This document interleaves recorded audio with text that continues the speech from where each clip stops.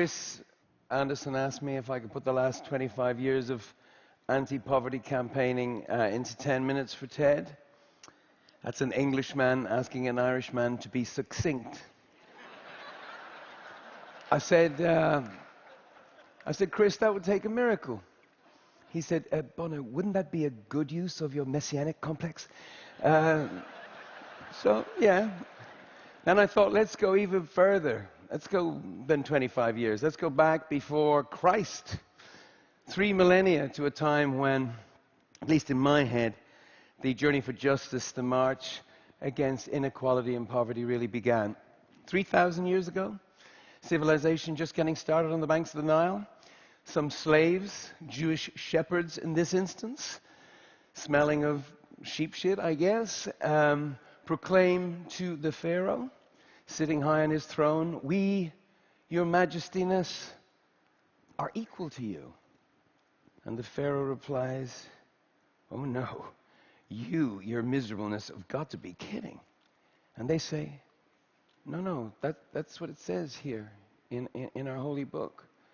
Cut to our century, same country, same pyramids, and other people spreading the same idea of equality with a different book.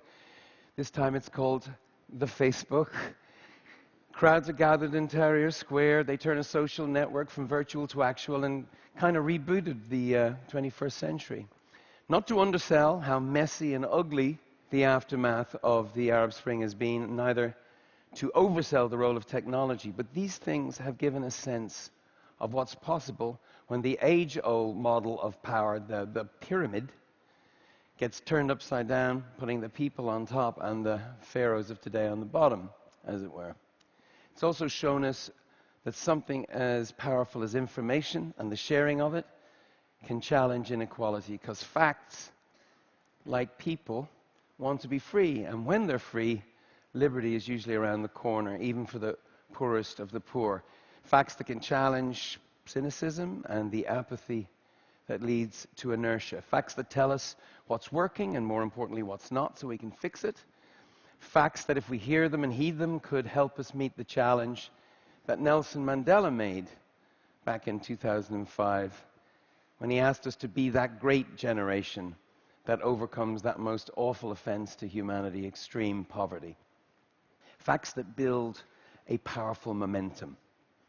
So I thought, forget the rock opera, forget the bombast, my usual tricks. The only thing singing today would be the facts. For I have truly embraced my inner nerd. So exit the rock star. Enter the evidence-based activist, the factivist. And what because what the facts are telling us is that the long, slow journey, humanity's long, slow journey of equality is actually speeding up. Look at what's being achieved. Look at the pictures these data sets print. Since the year 2000, since the turn of the millennium, there are 8 million more AIDS patients getting life-saving antiretroviral drugs. Malaria, there are 8 countries in sub-Saharan Africa that have their death rates cut by 75%.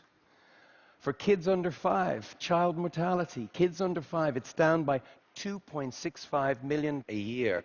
That's a rate of 7,256 children's lives saved each day. Wow. Wow. Let's just stop for a second, actually, and think about that. Have you read anything, anywhere in the last week that is remotely as important as that number? Wow. Great news. It drives me nuts that most people don't seem to know this news. 7,000 kids a day. Here's 2 of them.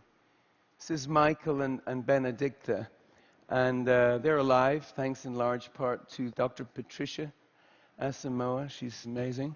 And the Global Fund, which all of you financially support, whether you know it or not.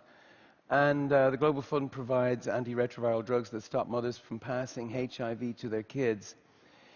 This fantastic news didn't happen by itself. It was fought for, it was campaigned for, it was innovated for. And this great news gives birth to even more great news. Because the historic trend is this. The number of people living in back-breaking, soul-crushing extreme poverty has declined from 43% of the world's population in 1990 to 33% by 2000, and then to 21% by 2010. Give it up for that. Halved. Now, the rate is still too high, still too many people unnecessarily losing their lives. There's still work to do, but it's heart-stopping. It's mind-blowing stuff. And if you live on less than $1.25 a day, if you live in that kind of poverty, this is not just data, this is everything. If you're a parent who wants the best for your kids, and I am, this rapid transition is a route out of despair and into hope. And guess what? If the trajectory continues, look where the amount of people living on $1.25 a day gets to by 2030. Can't be true, can it? That's what the data is telling us. If the trajectory continues, we get to, wow, the zero zone. For number crunchers like us, that is the erogenous zone. And it's fair to say that I am, by now, sexually aroused by the collating of data. So, virtual elimination of extreme poverty, as defined by people living on less than $1.25 a day, adjusted, of course, for inflation from a 1990 baseline. We do love a good baseline. That's amazing. Now, I know that some of you think this progress is all in Asia or Latin America or model countries like Brazil, and who doesn't love a Brazilian model? But look at sub-Saharan Africa. There's a collection of 10 countries, some call them the Lions, who in the last decade have had a combination of 100% debt cancellation, a tripling of aid, a tenfold increase in FDI, that's foreign direct investment, which has unlocked a quadrupling of domestic resources, that's local money, which when spent wisely, that's good governance, cut childhood mortality by a third, doubled education completion rates, and they too halved extreme poverty. And at this rate, these 10 get to 0 too. So the pride of Lions is the proof of concept. There are all kinds of benefits to this. For a start, you won't have to listen to an insufferable little jumped-up Jesus like myself. How about that? And 2028, 2030, it's just around the corner. I mean, it's about 3 Rolling Stones farewell concerts away. I hope. I'm hoping. Makes us look really young. So why aren't we jumping up and down about this? Well, the opportunity is real, but so is the jeopardy. We can't get this done until we really accept that we can get this done. Look at this graph. It's called inertia. It's how we screw it up. And the next one is really beautiful. It's called momentum.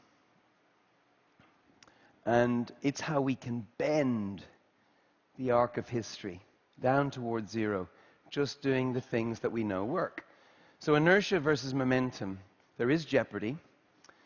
And of course, the closer you get, it gets harder.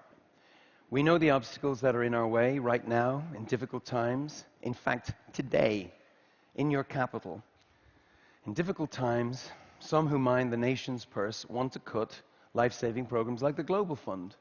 But you can do something about that.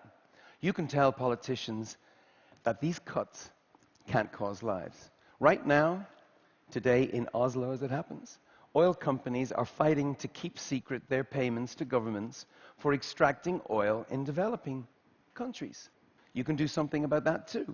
You can join the One campaign, and leaders like Mo Ibrahim, the telecom entrepreneur, were pushing for laws that make sure that at least some of the wealth under the ground ends up in the hands of the people living above it.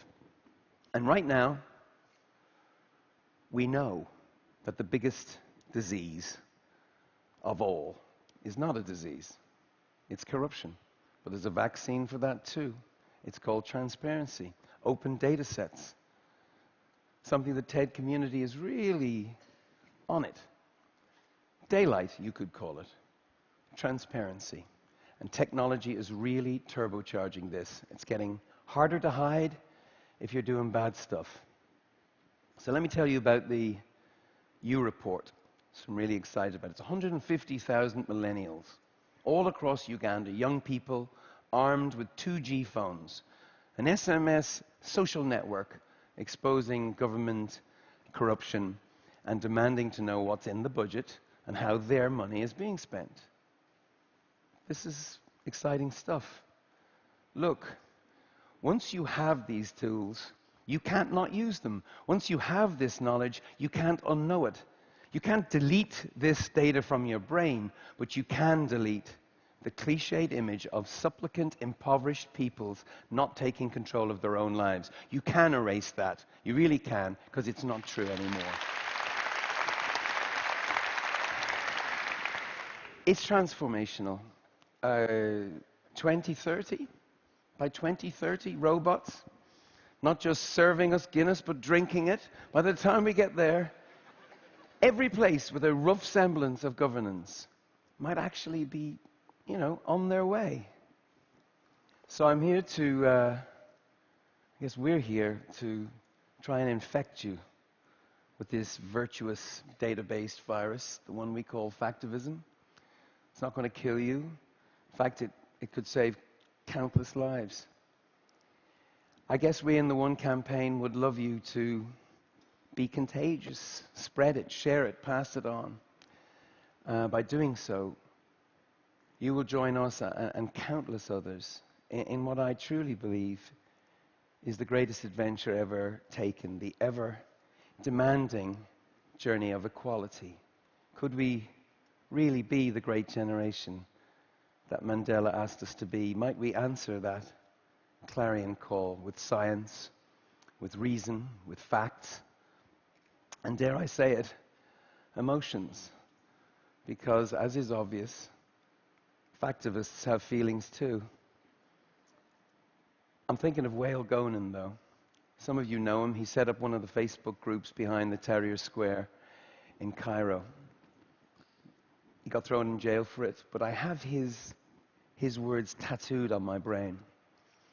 We are going to win because we don't understand politics. We are going to win because we don't play their dirty games. We are going to win because we don't have a party political agenda. We are going to win because the tears that come from our eyes actually come from our hearts. We're going to win because we've dreams, and we're willing to stand up for those dreams. Wael is right. We're going to win if we work together as one, because the power of the people is so much stronger than the people in power. Thank you.